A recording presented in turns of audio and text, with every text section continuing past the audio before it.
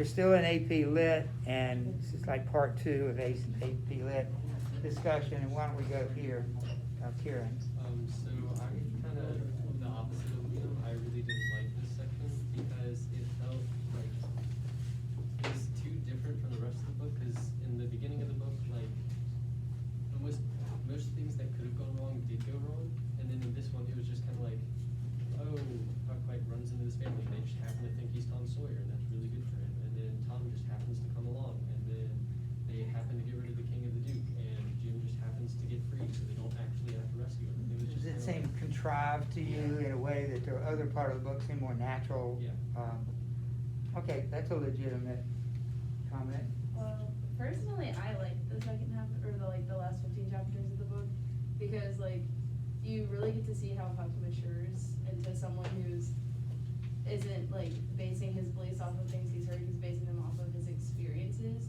And I really like the part where Tom says his plan, because it shows that Huck is like more mature than Tom, because Tom is basing all of his things off of things he's read and things that he hasn't actually like really experienced. It's just like his like child dreams, and Huck is like more practical. And I don't know, I just thought it was really interesting, and I did like the part where he was like, maybe I also should cut Jim's leg off for extra pizzazz. Like, it was just really funny. I'd forgotten that. It reminded me of Huck earlier, who didn't mind, wanted to kill little Tommy Baines for squealing on him. Even Huck, I mean, Tom, that's not reasonable. You and I noticed that, yes. I liked how the last 15 or so chapters is kind of like alluding back to the beginning of the book, because you know at the beginning of the book, you have all the boys meeting like a little hideout, talking about the plans to go on this great adventure, and with Tom meeting and all of this, like, then making all this stuff.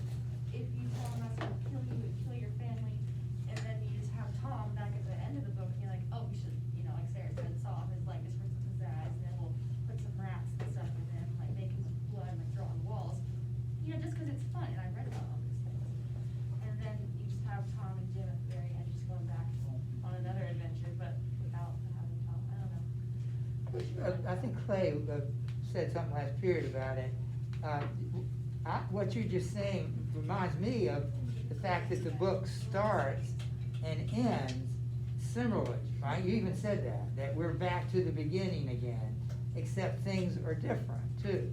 And it's just interesting to compare remember one of the questions on the data sheets, remember the data sheets we did for Great Expectations and Pride and Fear? I thought one of the best questions was, describe the opening scene and the closing scene. Well, in this case, it would be the opening scenes and the closing scenes frame this novel really well. So I'm just sharing you the criticism. Some of us like the end, some don't. But you have to acknowledge the artistry of it, that, wow, that's brilliant to end the book and begin and end the book. And notice in both cases, they're not on the river. The book begins on land and ends on land, but the part that we like, or the part that seems to be fulfilling, is the sea part, or the river part. I don't know, that structure I think is important, yeah. Other people have kind of said this, but I just thought it was interesting how, like, at the beginning of the book, like, Huck was a lot like Tom, and then he's, like, grown up since then, and then he was, like, just trying to get Jim, like, out and, like, get him safe, but then Tom came and was trying to do all this, like, extra stuff, and so, like, Tom hasn't changed, but Huck has changed a lot. Yeah, why does Huck give, and somebody brought that up last year, why does Huck give in to Tom again? You know, like, look what Huck's been through. You'd think he faced all these terrible situations, Grangerford, Jefferson's, King and the Duke, but there he goes again. He acquiesces to Tom. What does that say about Huck? It's the old Huck, right? That's what he did at the beginning, but He's always just, like, gone along with what Tom does and not really been selfless with him. yeah, we'll come back to that, yes. This is kind of in agreement with what Kieran said about the ending of the book, but I just didn't like specifically the King and the Duke, like the way that was over, because I just thought it was so annoying how they kept coming back, like in more of the middle of the book, and how they could never get rid of them, and then at the end, they were just kind of like suddenly gone, and it was like, it felt like it was just like all this stuff leading up to it, and then they were just gone, and I just wish it would have happened like a lot sooner. You know, I didn't mind the King and the Duke earlier, they ignored me too, I always showed back up, you know, Huck and Jim think they're out, you know, out of their way, and there they are, they're inside, on the raft. But it's really, I think somebody might comment on the way Huck, well, how do they meet their demise? What does that say, and how does Huck respond to it? There was still something Kinsley I wanted to break, so keep that in mind, let's see what Yeah, Eli. like, one of the things I really don't like about the, like, last section of the book is sort of what Kinsley was saying about, like, Huck sort of regressed once Tom came back, right? Cause he spent, like, the whole time down the river growing as a person. And then as soon as Tom comes back, he sort of gives in and goes back to being an impulsive, like, child who thinks the life of a slave is worth, you know, a little bit of fun, right? Cause instead of actually getting him out, they try to bake a pie with a ladder inside of it and do that for basically no reason. And then, like, it just seems like the whole time leading up to this, the message was sort of like, these convoluted plots don't really work, because with the King and the Duke, every city they would go and they would try to do some scheme to make money, and generally it wouldn't work, or they would lose the money somehow. And then at the very end, the King and the Duke leave to go wherever, and it's just Huck and Tom, and they do one of these convoluted plots, and it like works. So it just seems kind of off base from the rest of the novel. To me, what makes the plot, I don't know what the word is, believable. Anyway, if you could, if the plot is not, if their actions are not motivated by something, to me, I have a problem. So that's when you were talking about, can't remember all the details you were saying, but if there's sufficient motivation for the character to do it, then it's, remember, verisimilitude, didn't we talk about that? Isn't that the word we put up Friday? Without it, then you tend not to believe it, but did Huck and in any of his decisions, the King and the Duke, was there sufficient believable motivation? For instance, they lost everything because of their greed. That actually makes sense to me, that's believable. Yes, Courtney? I'm just gonna say, kind of going off of what Eli said, I think for part of his interaction with Tom Sawyer, it was like a little disappointing to me because I thought there would be a little more character growth there. Cause you could so clearly see that Tom hadn't changed, but Huck had, and I was hoping for more of that type of stuff to happen, but I did think it was a little bit, I don't know if this is like different from how he was before, but it showed a little bit of how his, how he's so practical. When he was with Tom, he kept making allowances for everything Tom wanted to do, but like when Tom said, oh, let's just pretend that we're digging with knives, and let's just pretend it took 37 years, like, and Huck said, or Huck would be like, well, I guess it doesn't hurt to pretend, so we might as well just do that. And it's funny that they're pretending Yeah. already, but we're gonna have to pretend about the 30 years, because that's what, I thought that was funny, you reminded me of it. It's the kind of thing, getting Jim out of this captivity is something you could pass on to your children and your grandchildren. It's like, this is what we do. My children will grow up and they will try to get him free. Of course, that's nonsense, but it's funny because it's so absurd, yeah. I feel like Tom is like the epitome of like what you want in adventure. He has these ideals of going on this great adventure and being like super, I don't know how to explain it, like big and I don't know how to explain it. Outrageous, that's the word. But then Huck actually experienced like an actual adventure and expectation versus reality. So I just like the comparison. And I think it's fortunate that Tom's the one that got his leg shot, because he needed a little dose of his own medicine, because like you said. It's like, there's your adventure, Tom. I got shot in the leg. Yeah, and he's proud of it. Yes. Yeah, that's, he even turns that. Maggie, anything, I got a couple more things, but anything you wanna add? Yeah, I was interested, even though how kind of went back to how he was before Tom, he kind of like pointed out how Tom was, like how he's like how he managed to get out of all the work and just walking around. And then also the thing about him getting shot in the leg, Huck kind of turned that into this thing about what Courtney said about how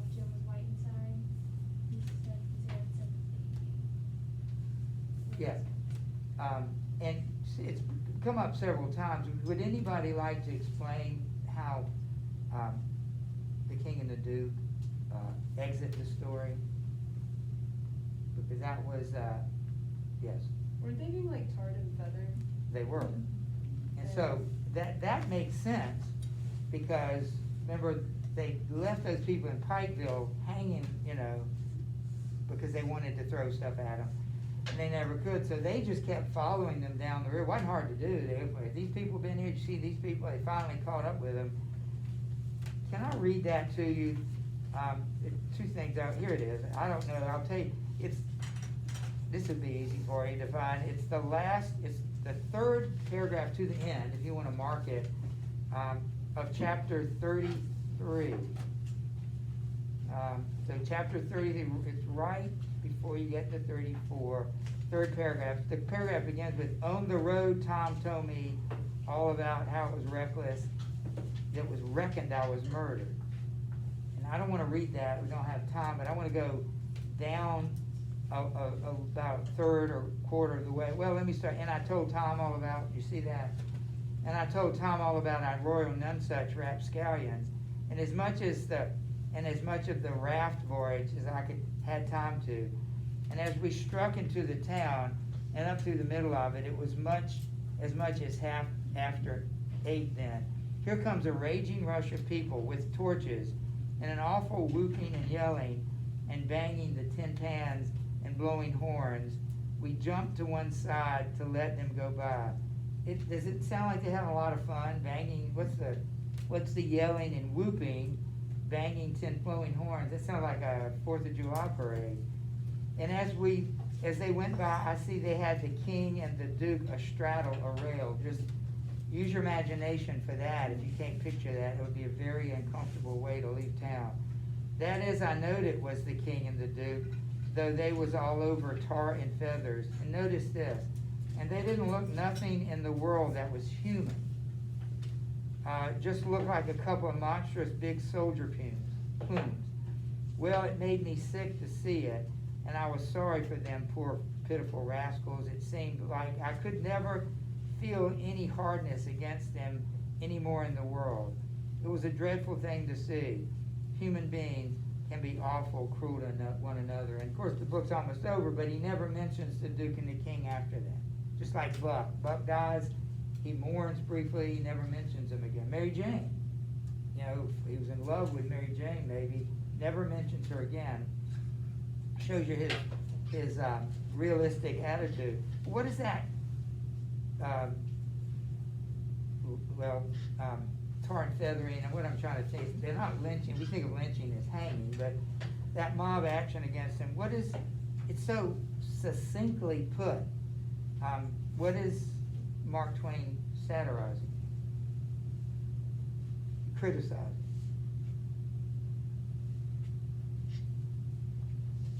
Well, that was a common practice, tar and feathering, and it's inhuman. I mean, it burned their skin. You probably heard stories about that. And probably many could die from it and it'd never be the same. Now, did they deserve that? I don't like them too much either, but did they deserve that? Is it a capital offense to con people out of money? They didn't put a gun to anybody, he said, at any point.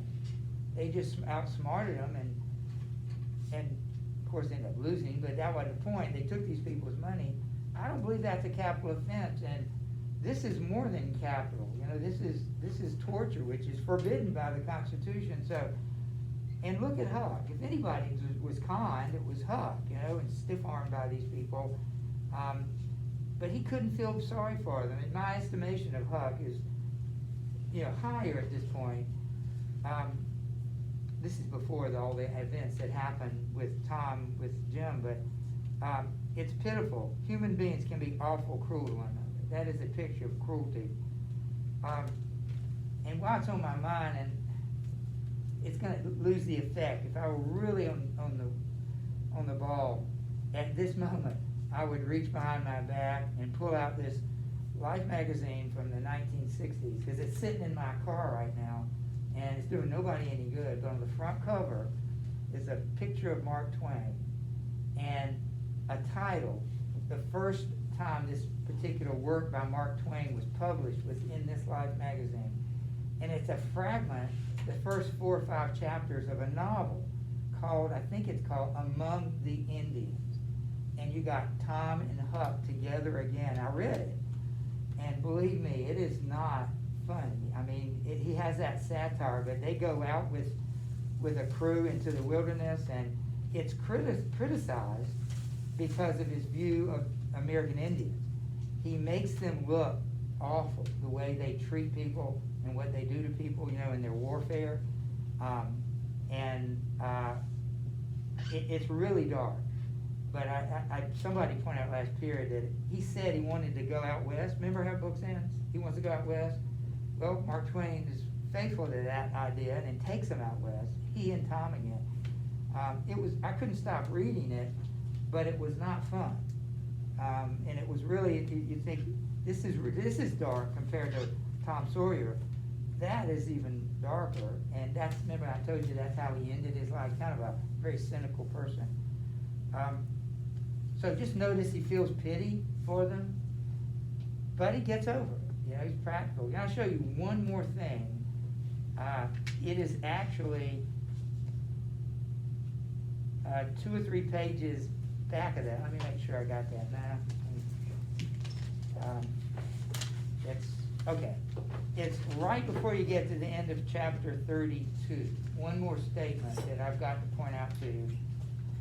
And I always appreciate people who come up with events, incidents that nobody else comes up with. Remember that? If you can use the more obscure things without, you got to do justice to the major ideas, but if you can find some maybe less popular examples, I always think that helps, because everybody's going to read your paper in the AP. They've read Huck Finn 1,000 times. And showing that you know something else about the book that maybe a lot of people miss is a good thing. So do you see where I am? I will read it. Why, Silas, look yonder, up the road, ain't that somebody coming? Do you see that? It's just about 3 or 4 paragraphs. Anybody know the page number of that? 202. Thank you. Would you turn there? I just want you to see it and suggest that you bracket it, star it, mark it, underline. It's really short. That is not the one I wanted. I am so sorry. It's the previous page, so you gotta go back. I'm sorry. I had marked that, but it's back about 5 or 6 paragraphs where it says, it weren't the grounding. You see that? It's a little dialogue between him and Aunt Sally. All right. It's real short, but he's trying to figure out an alibi stuff, because Uncle Silas is smart, and he says, you said you came down the river, up the river. You know, he doesn't quite believe Huck's story that he is, which happens shortly after this, Tom Sawyer. And so he's trying to make an excuse for why he came the way he did, and the excuse is that they had trouble with the steamboat. This is what he said. It weren't the grounding. That's not what caused the delay, the grounding of the boat. That didn't keep us back but a little. We blowed out a cylinder head, so an explosion in the engine room. And she says, good gracious, anybody hurt? And he says, no, nobody's hurt, no. Killed, and he uses the N-word, killed a slave. And she said, well, it's lucky, because sometimes people do get hurt. Now you see the incredibly succinct comment on racism right there? Because he's black, and you mentioned it earlier about he's white inside, and that, Courtney mentioned that. It's similar comment, maybe worse. Because slaves aren't human beings, they can't get hurt, or their death doesn't matter. And of course what she says is lucky, because sometimes people, i.e. white people, do get hurt. And to me, that is just, at least slavery and racism at this time here, the 1850s, that people had to imagine that the other race was subhuman, because you couldn't treat somebody that way if you thought they were fully human.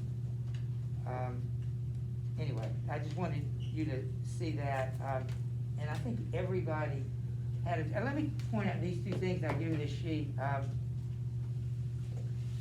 What is being satirized with the evasion, and that's what Tom calls it, that's the escape or the rescue of Jim.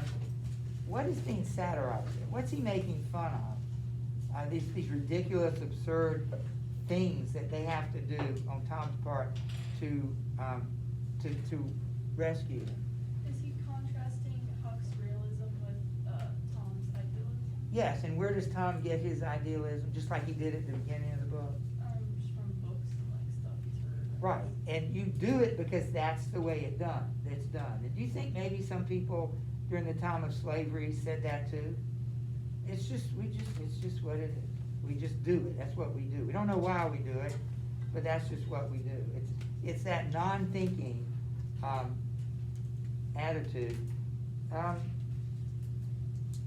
The king, and going acquiescing to Ty, just share this. Why did he do it? We talked about it earlier. Remember, he's the kind of guy that would always acquiesce to people that were more powerful, and in Tom's case, more charismatic. You just don't want to cause problems. So Huck always retreats back into that. Okay, Tom's here. It's just, I don't want to cause problems. Let's let him do it his way, even though he didn't like it. And I think that does show he's changed some. He doesn't like it, but he's putting up with it because that's how he lives his world. So I have time. What I want you to do is nothing else to do. You haven't got anything else to do. And this is it right here. It's the only thing you have to do in the next 2 days. I know that's not true. If you don't have anything do for me, I'd like you to answer these, not in writing paper or anything. I'm talking about even bullet points. I just need to see a fair effort on your part of jotting down ideas that come to mind. And your paper on Thursday will probably come from this list, either in part or whole, or a combination thereof. I'm gonna read through them quickly. And again, what I wanna see is for just a homework assignment is just some notes you could take on these. First one is about sentimentality. So you need to make sure you understand it, define it, and gives examples, list examples, and bullet point them, of people and events that are meant to show his attitude toward sentimentality. Secondly, the violence. We wrote a paper on the House of Seven Gables about a violent event that shaped the meaning of the book. So think about all we just mentioned, several, just today.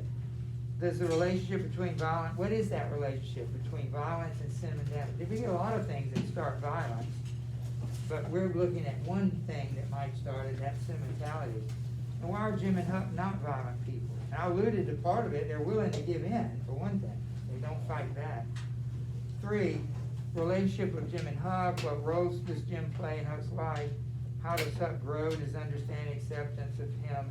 Give example, I think about the tricks that Huck plays on Jim, and the evolution of his attitude about them. That's one way to approach it. That would be 3 or 4 of those moments. And then his attitude toward the escape, or what am I saying? The helping Jim escape. You know, those somebody mentioned it. The moral crisis he goes through every time he thinks he's trying to help him. 4, this is probably the least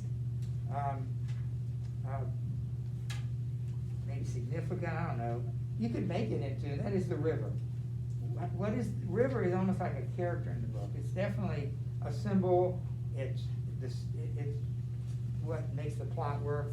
So identify and explain symbolic meanings of the river and what role the river plays. I think you could probably do a really good job if I asked something like that. It might give you options and choices, but how does the river help the meaning of the work as a whole? And finally, just Huck's growth, not just in relationship to Jim, and several of you mentioned that he seems to have grown, not fully, because, and that would be important here, he's still acting like, subservient to Tom, but how does how does he change and what areas does he change? So it's kind of like number 3, but it's broader than number 3. So I'd like for some answers, just bullet points, thinking through it. We'll discuss it on Wednesday and write about it on Thursday. And Friday, I'm going to introduce the next book. So Lord willing, we'll be here for all that. But please always take stuff with you. For some reason, if you can't, we couldn't get back in the building for any reason, always just make sure you've got it.